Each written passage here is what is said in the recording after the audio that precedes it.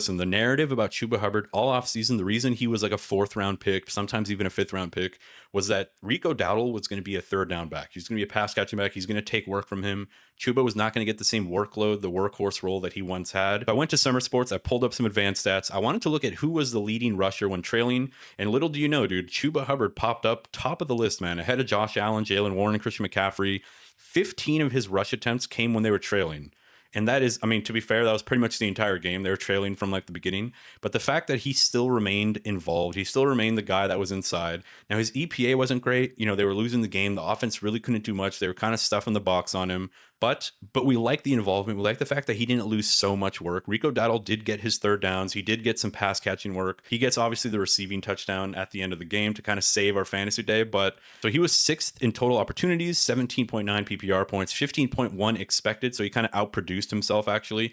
Now that's to be expected. You know, they're losing the game. So his expected fantasy points aren't going to be that high. But the fact that he exceeded them, I think it's a good sign. I think it's a good signal. So this kind of answers my question, man. Like, is he going to be utilized as a workhorse, even in negative game scripts? That was kind of the concern, right? So in my main league, I was kind of forced into 0 RB, and he was my RB1. He was the last guy that was available in the 3rd round to me, dude. It's a keeper league, so it's kind of funky, but I go with Chuba Hubbard over James Conner, over David Montgomery. I go with Chuba Hubbard. I know that's kind of a shot in the dark. You know, I think James Conner's a lot more of a safe pick. He's done it for a lot more seasons. I went with Chuba, and I had concerns, man. Since the draft, between the draft and now, I was worried. I was worried that he was going to lose so much work and that week 1 would come around and Rico Dowdle would be in the game way too much. So I was concerned, but this kind of quelled my fears. This allows me to breathe a little. And I think, all right, I have a bona fide workhorse running back now. Now I will say, man, the concerns about Chuba are obviously the offense. Is the offense going to be better?